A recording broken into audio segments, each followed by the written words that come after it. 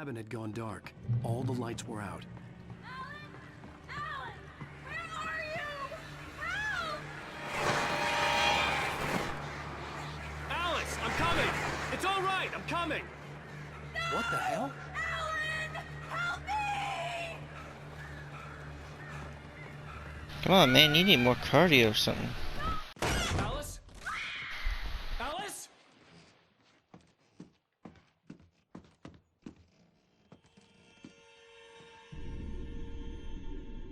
Oh no!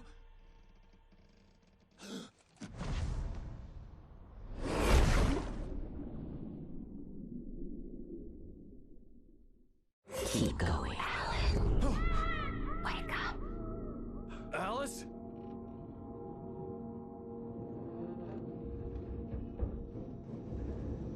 Now I'm in a cart, bleeding from the face. Waking up in the crashed car felt like I had woken from one nightmare and entered another. I couldn't remember how I got there. All I knew was that something terrible had happened to Alice. The phone was dead. I'd have to find help on foot.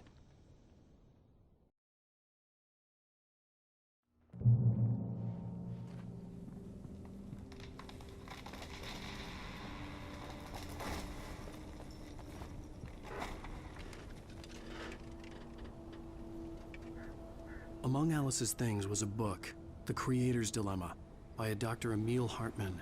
Seeing the book brought back my fight with Alice. I didn't like it, and I didn't like the guy's smug face on the cover either.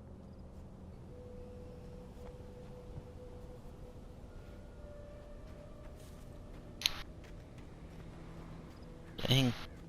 Pretty bad The gas crash. station was my best bet. They'd have a phone I could use. It looked like a long hike through the forest to get there. Necessarily say this would be a long hike. Like 10, 15 minutes. This looks Damn. less of a distance than I usually have to walk to work. Well, screw that car. I didn't like the car anyways. It's a bad car. It's probably a Kia. Some little rice burner.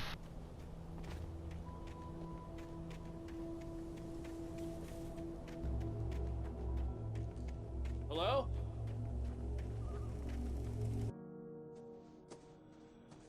Hello? Is someone there?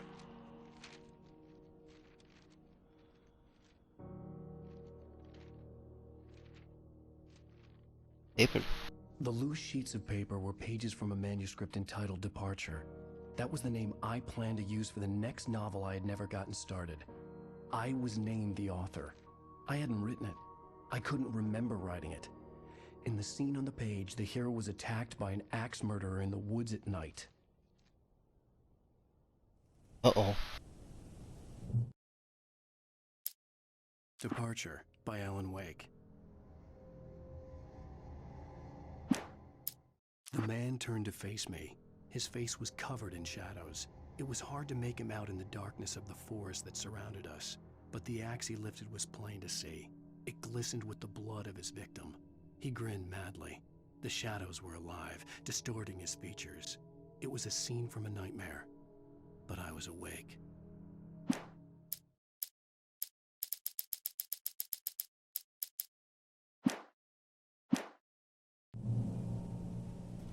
See, there are collectibles.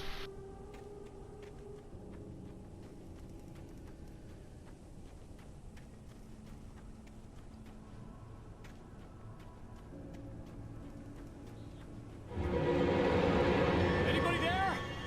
Please, I've been in an accident. Things hiding in the woods. Thing the wicked this way comes.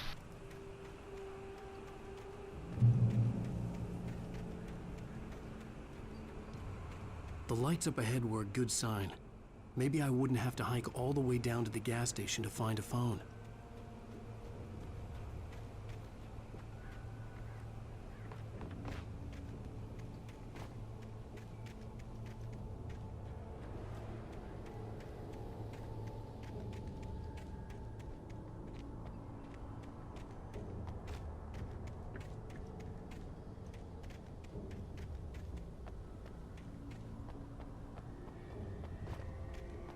No hidden secrets over here.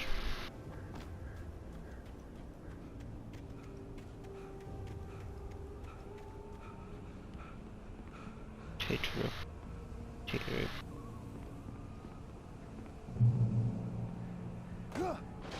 Ow, my foot.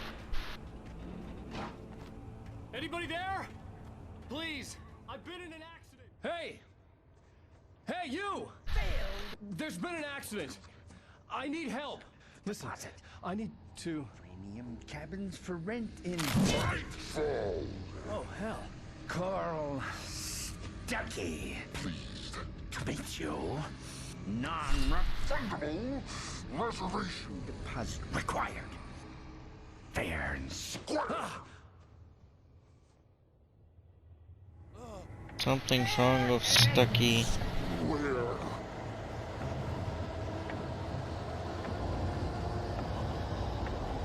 Oh, he did.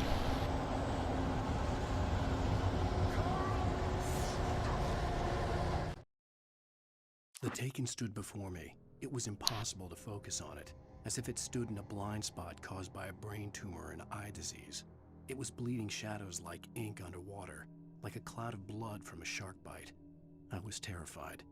I squeezed the flashlight like my life depended on it, willing it to stop coming any closer. Suddenly something gave, and the light seemed to shine brighter.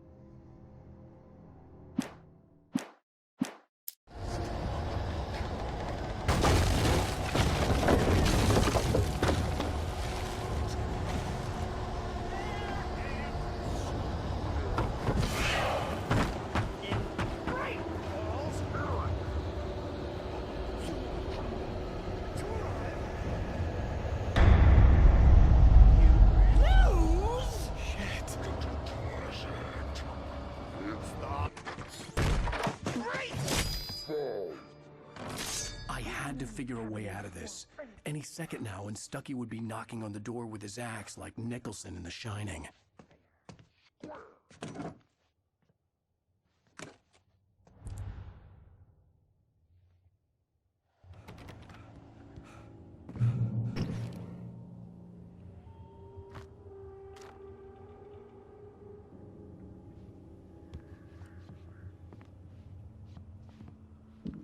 During your record, trying walking.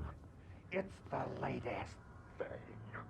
Incontestably proven health benefits. Let you kill two birds with one stone. You can see the sights and keep those cholesterol levels down at the same time. Yes. Bright Falls Sheriff Station. How may I... Hello? Hello? You bastard.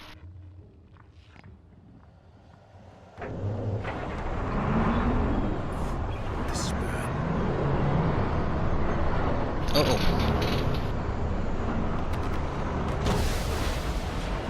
Ooh.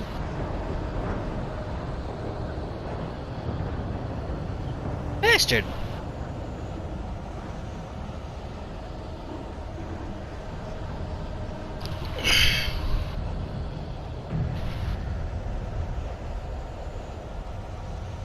Oh hey, it's still technically in one piece. The bulldozer had gone over the cliff with the office.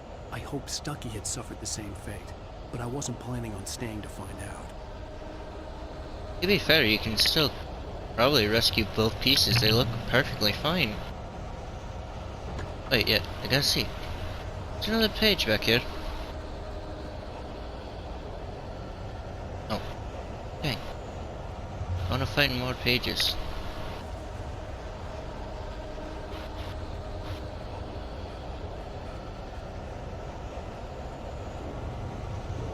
There were more of them.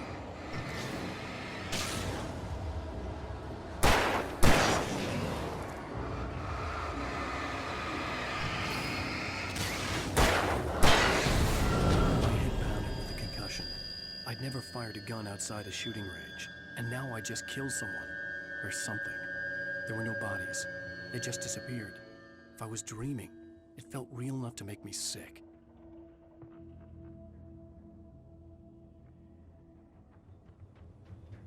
They are not real. At least I got to believe that, so I don't feel bad.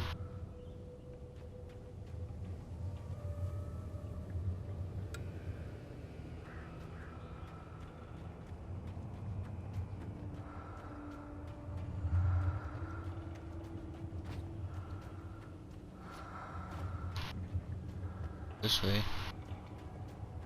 Eerie hand-painted graffiti was revealed by my flashlight. Someone had hidden a chest of supplies near it. Cool.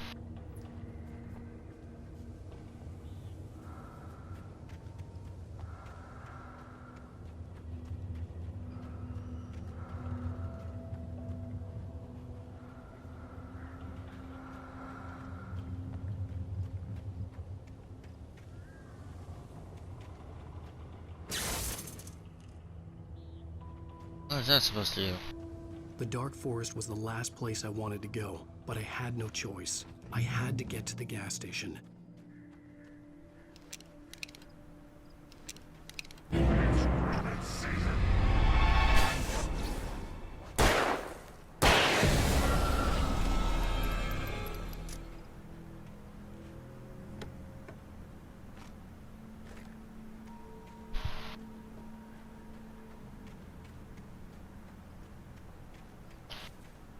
There be some evil things around here.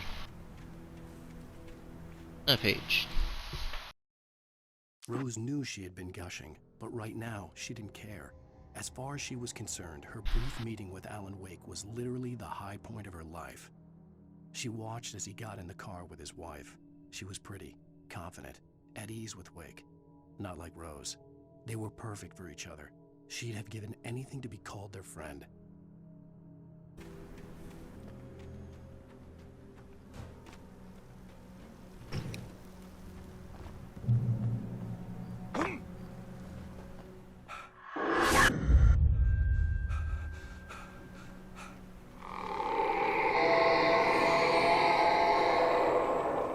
What the hell was that? Something very angry and very wicked. When I saw the river below, something uncoiled itself inside my head. I realized that I'd have to find a way across. I didn't even want to look at the water. I'm looking at the water. Oh, I'm looking at the water.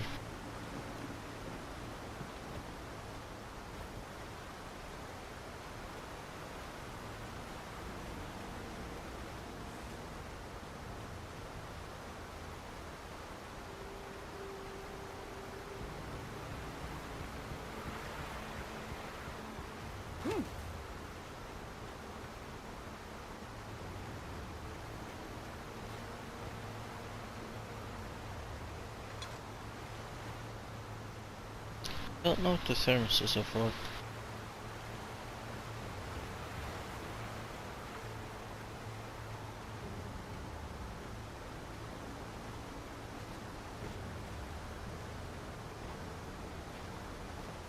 Jump, jump, jump. Everybody jump, jump.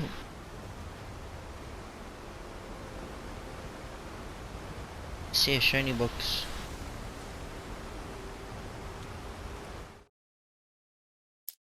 Barry Wheeler was bouncing off the walls. He jumped on a plane after his calls were ignored by both Al and Alice for several days. It could mean that they were both on a second honeymoon, but Barry didn't buy it. Al had been way too unstable for that, not sleeping, messed up. Barry had years of experience dealing with Allan Wake, and he couldn't ignore it. Something was wrong.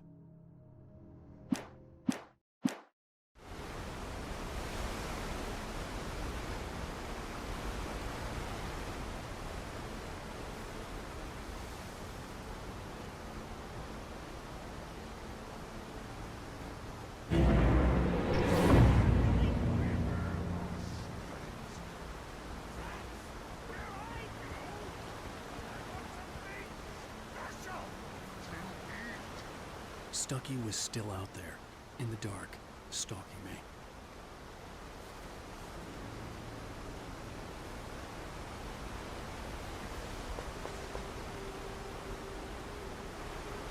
Stucky is being a bit of a prick.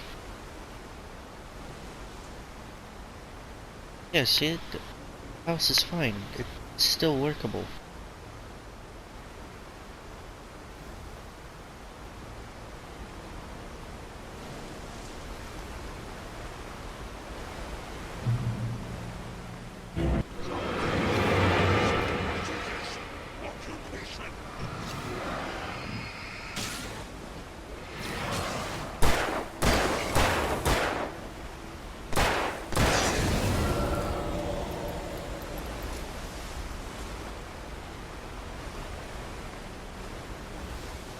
Ammo.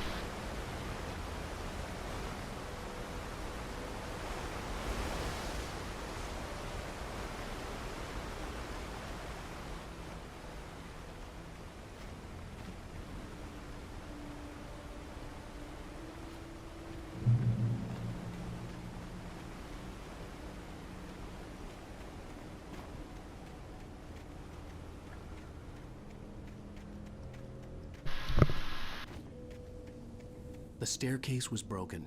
I had to make my way up some other way.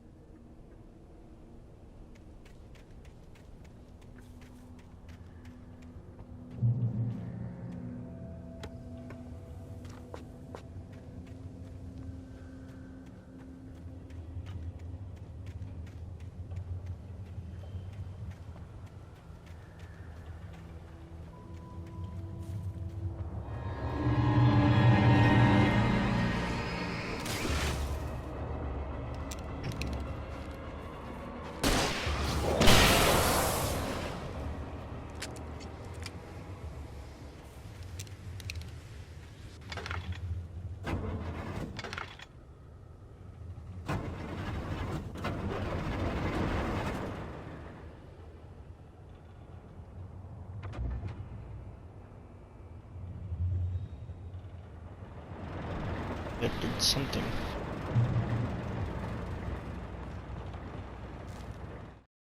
I heard them before I saw them, swooping down from the sky and screeching as they came. I spun around just as the cloud was upon me. For an instant, I stared into 100 dead eyes, black pearls glittering in the darkness. I raised the flashlight and the swarm exploded like fireworks. Feathers burned, turned into ash. I couldn't hear my scream above theirs.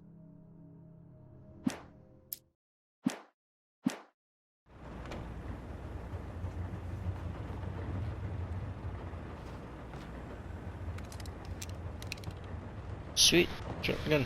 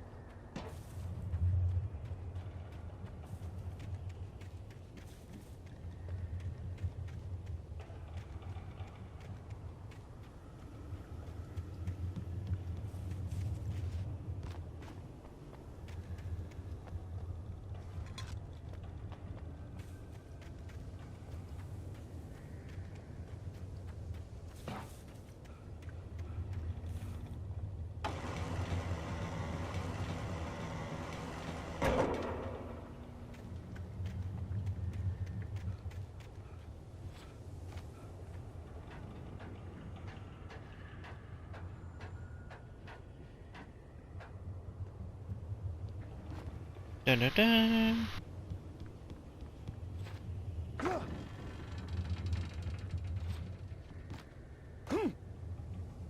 Dang it.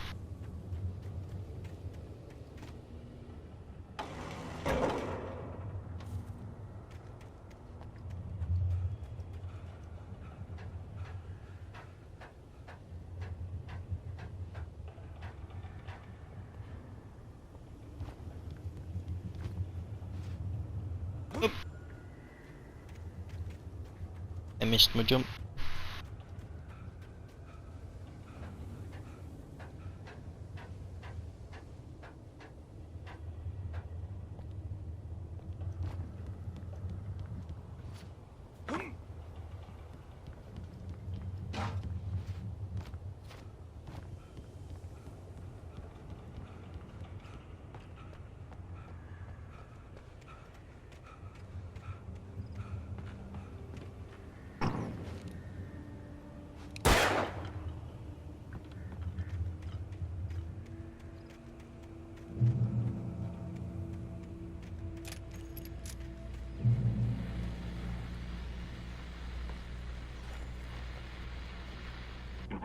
Well, I was just outside for a breath of fresh air, and what a night. I know most of you are probably in your beds by now, but if you're still up and around, take a moment. Step outside for a spell and breathe in deep. The weather is absolutely still. The sky is crystal clear. It's like the forest is quietly breathing along with you. As you listeners know, I'm a night owl, and it's on nights like this I wish I wasn't cooped up in the studio. Makes an old man like me wish I could just roam wild. But here I am, and it would keep you company all night long if I weren't. It looks like I'm not the only one staying up late. Caller, you're on the air. Hello. Who are you? Oh, isn't it beautiful out there?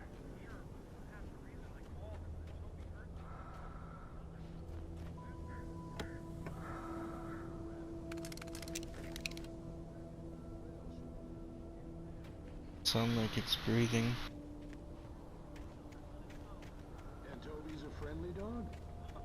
Toby loves people. Usually he comes back, but we were pretty far from home, and it sounds like he went pretty wild there. Great dog, but just too dumb for his own good. Well, Maurice, it's out there now. Hope Toby comes home soon. Yeah, thanks, Pat. You have a good night now.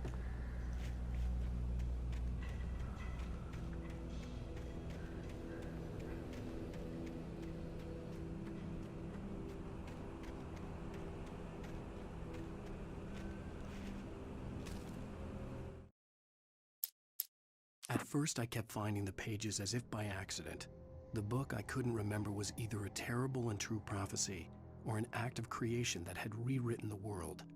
I began to hunt the pages feverishly, for they held the answer to the mystery. With it, I could save myself. With it, I could save Alice.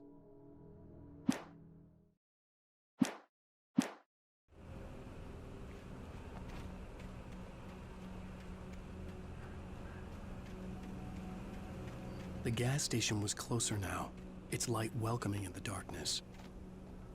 Makes the best dogs in the state.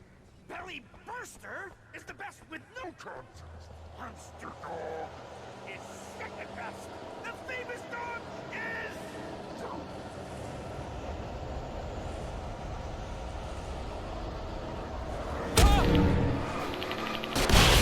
Ow.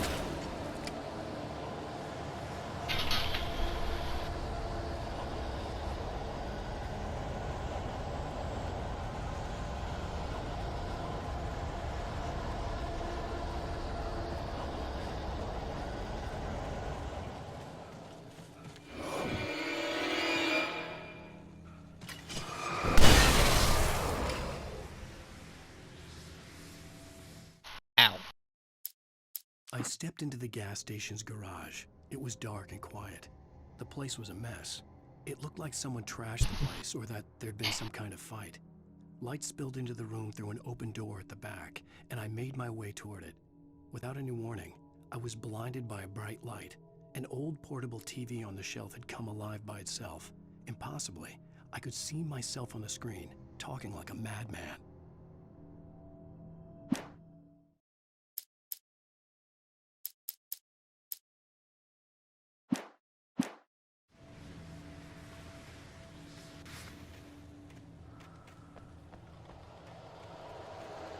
I keep looking.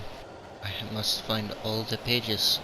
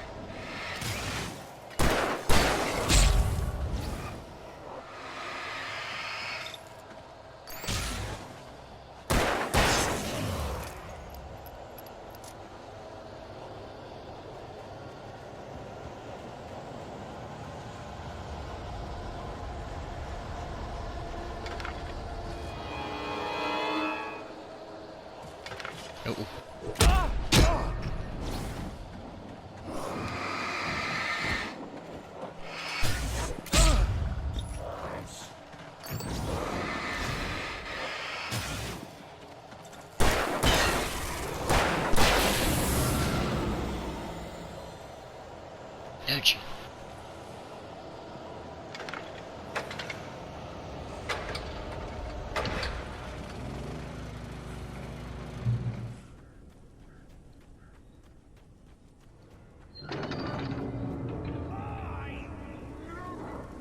Salad, no. A man like me needs a hefty meal. And for the day.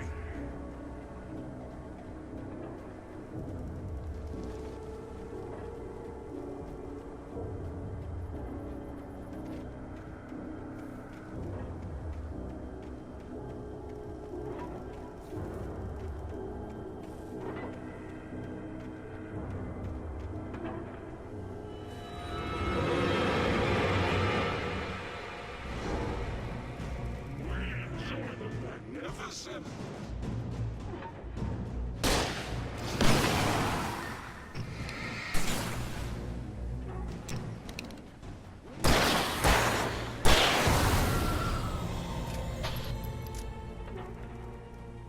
Creepy buggers.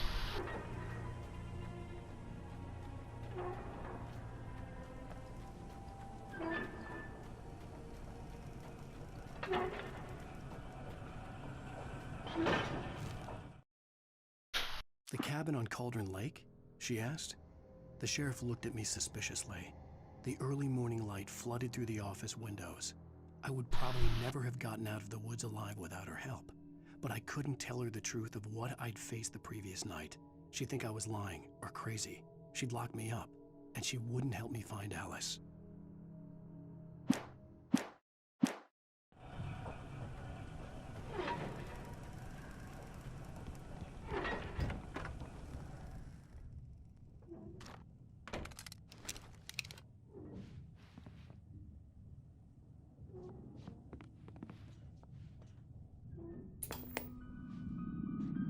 Science. It bestows immortality on those who advance it to elevate all of mankind.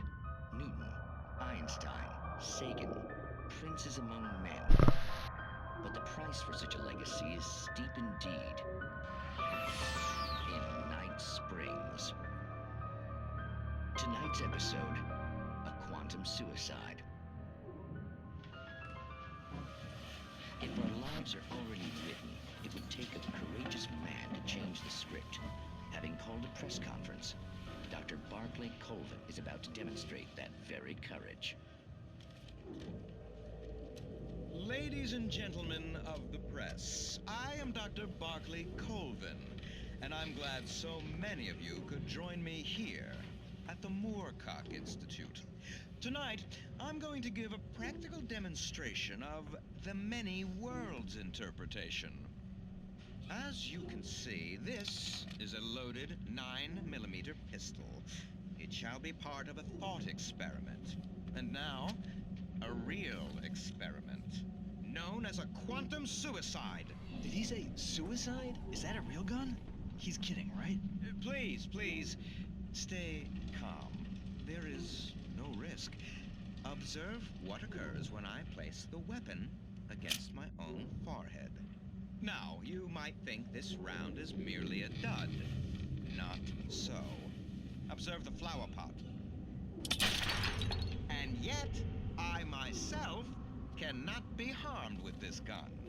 With each pull of the trigger, two new realities branch off. One in which the weapon didn't fire, and one where it did. With my machine here, I have ensured that this reality is always the former. I have bestowed upon myself quantum immortality. Under no circumstances can this gun kill me. So wait. What you're saying is that every time you pull the trigger, in another reality, you die? Yes, of course, but that's completely trivial. There's an infinite number of things that could happen at any moment, and they always do happen somewhere. The point is, this one thing did not happen here. You're insane, Colvin. Insane? Insane? Hey, was this thing supposed to be plugged in? I stumbled on it. You fools! Gaze upon quantum immortality.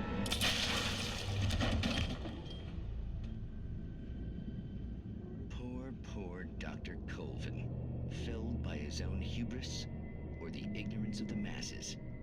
Perhaps he should have left the crate unopened, the decaying atom unobserved. Curiosity often kills the cat. If night springs,